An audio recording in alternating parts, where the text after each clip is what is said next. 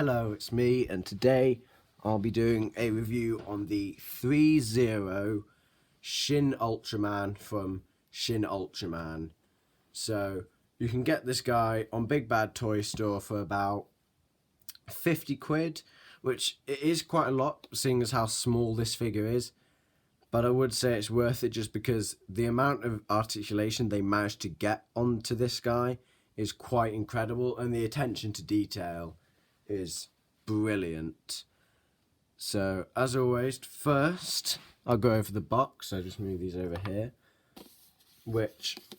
Something which I absolutely love about the box on this one is it's got a window like the NECA Godzilla boxes, or not just Godzilla but just a generic NECA box, which I absolutely love. I really think more companies should start doing this just because it is just a really nice feature. Because like, say you're one of the collectors who keeps the figure in the box, you can have it on the shelf like that. It's got something there to do with it. You can see it inside, and I just think it's really cool. I mean, I don't do that, I just put it in a cupboard, but it is a really nice sort of idea to add in. So on the front it's got Figo Sirs, don't know what that says. Ultraman, guessing that says Shin Ultraman. Some Japanese stuff there. Ultraman, Shin Ultraman, 6 inches, and ThreeZero there. When I bought this, I thought it was the Figure Arts, which really confused, because I didn't know this company existed. I just thought, oh yeah, it looks like a SH Figure Arts. I'm actually glad I got this one, because I don't actually like the Figure Arts looking at it again after having this. But on the bottom, barcode, more writing, and a little,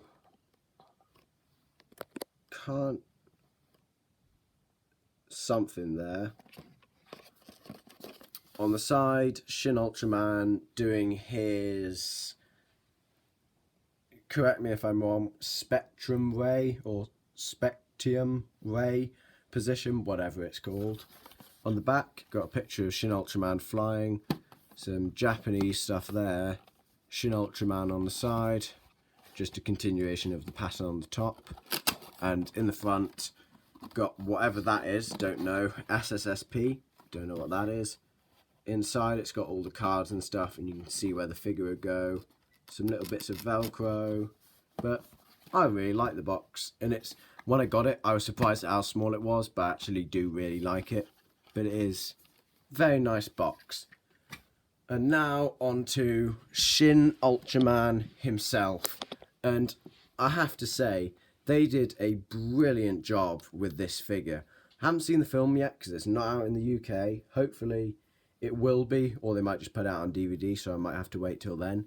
But I absolutely love the design of this Shin Ultraman, and the reason he doesn't have his light bulb thingy there is because they're going back to the original series where he didn't have the little thingy, which I don't know what it is, if it's like when he's low health or whether it's like he's about to turn back into the person. I don't really know.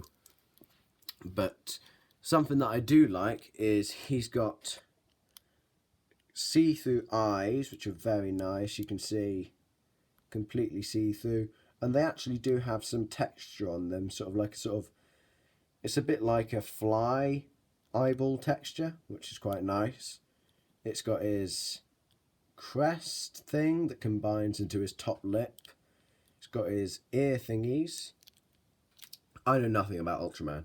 I just like the look of this figure. And on the back, it's got this really nice pattern going all along him that is actually sculpted. It isn't just painted on, which is quite nice. The only thing I'm not a huge fan of, but I guess you sort of had to do it, was the way they've done this. The front one's not too bad, but on the back, it connects up into this little dot here, and it's also there. So if you've got him leaning forward, there's just this annoying little bit at the top. And if you've got him leaning back, it's really small. It just looks a bit odd. But I guess I can't really think of any other way they would have done it. But I'm just not a huge fan of it. But really lovely detailed hands. I think this is sculpted on a computer. I'm not quite sure whether it's actually sculpted as a figure, which I don't know if many companies do anymore, or whether it's just like made on a computer then made into a mold. I'm not quite sure. But got really lovely details on the palm of the hand. It's got each little finger, which amazingly is actually very strong and slightly bendy, so they won't snap easily. It's got more of this sort of, I don't know what you'd describe, that red, just a very dark red all down his body. It's got a brilliant, the silver that they went for on this is absolutely amazing. Even the SH Figure Arts didn't manage to do this, and just the amount this shines is incredible. It's really very well done. And then moving down to his feet, he's got some little prints on the bottom of his feet saying 2021 SUMFP, whatever that means, and OTTPC, don't know what that means, and guessing, oh, it just says 3-0 on there. It's even got sculpt on the bottom of the feet, which is very nice. But it's a very simple sculpt. It's not like a really complicated one like Godzilla, but most of the work on this figure actually is probably in the paint and articulation. This elbow has gone a bit loose on mine, so I'm just going to try and fix this with some, I can't remember what it's called, but it's something like animator's wax. So you just put it into the joint and it will stiffen it up, which is what they use on professional stop motions, so like if something gets loose. But speaking of joints, I guess I'll go on to the articulation. So this guy is just, I am really impressed with the joints on this thing. So on the head, it's got ball joint up there, ball joint in there, and another one at the base of the neck. So we can look about that high up and that far down, side to side very nicely, and can spin all the way around very well. And something that I really is confusing and just so incredible is the shoulder joints on this. It's not just like, oh yeah, it's a swivel hinge or a ball joint. So basically, what it is, I'm still not 100% sure, but it's got this little bit that moves in and out, which is very clever. It's got a swivel in the bicep connected to a swivel hinge, so it can go up about that far, in about that far, and spin all the way around and do a little bit of a rock. And then inside, I think there's another hinge in there, because as you can see, it can sort of move in and out, which is quite interesting. I'm not sure how they've done that, but it is very impressive. There's no proper like bicep articulation, which honestly don't think it's needed. The elbows are a double hinge, so they can go completely straight, actually a bit more, and then they can bend completely inwards, which is very nice, and then they can spin all the way around. Wouldn't do much because it might break. I have already broken the wrist on this, just fixed it with a bit of wire inside. Probably going to clean it up a bit more, but I'll use this hand to demonstrate the joints. So it's a double swivel hinge, so it can go all the way around, top and bottom, and it can hinge very, very well, which is very impressive. And there's no real easy way to hide a wrist joint, but they did it pretty well. Then it's got a joint up there, joint in there, another one there, and another one in there, which is quite a lot. So he can bend about that far forwards and overall that far back, so you can get him to do some like matrix things, which is very impressive. Can spin, probably can spin all the way around, but I don't really want to because it might break, but it can turn around very nicely. The hips are a ball joint connected to a hinge, so they can go up and down and can swivel and go all the way around, which is very nice. Same on both legs. Again, double hinge on the knees, so they can go about that far forward and completely back. No swivel on these. It's got a swivel hinge for the ankle, so it can go forwards and backwards quite nicely, and it can spin all the way around. And something which is quite nice, they even gave his toes a little hinge, which not really needed that much, but it's just they could add it in, so they did, which I think is quite nice. But honestly, 10 out of 10 for the articulation. Just, it's so impressive. Just very well done. And the accessories for this, so he comes with loads and loads different hands. So he's got 2 spectrum ray hands. He's got 2 splayed hands, 2 fists, and then 2 just normal hands. So the way you swap these out, you grab it at the base and just pop it off, and then clip them back in. Just broke again. I am going to properly fix this.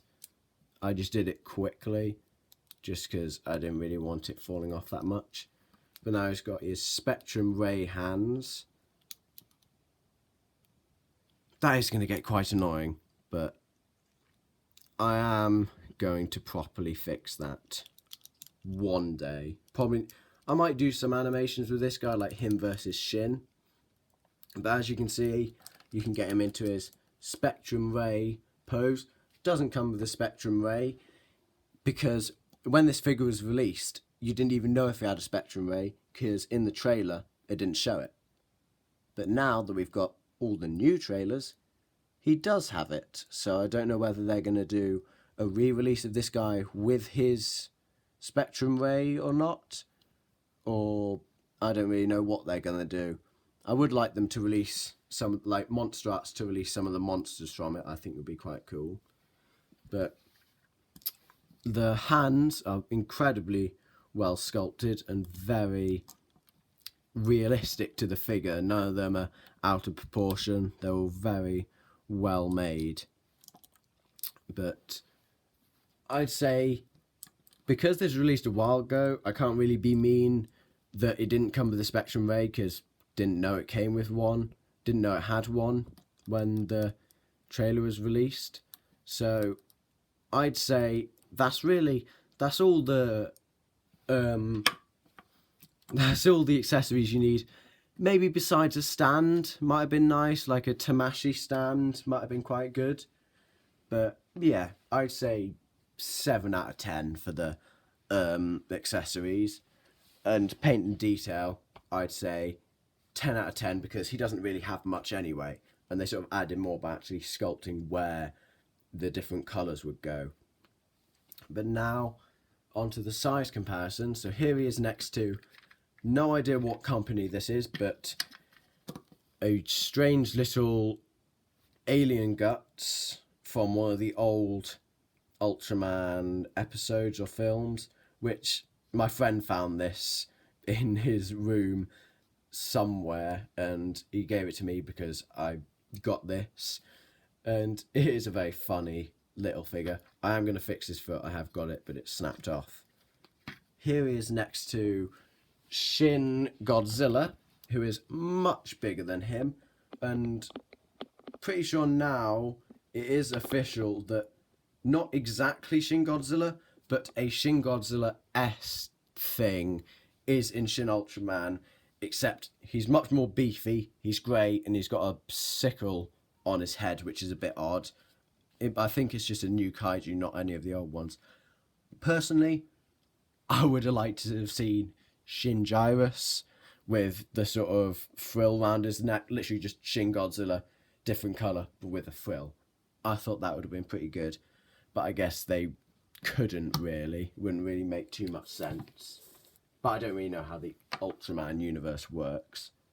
Here he is next to the NECA Godzilla 1954, who you can tell this is a very small figure because there's not much else for it to scale next to. Maybe could have been a bit taller, don't know. But here he is next to a recently acquired figure from Forbidden Planet. I went there in person and bought this.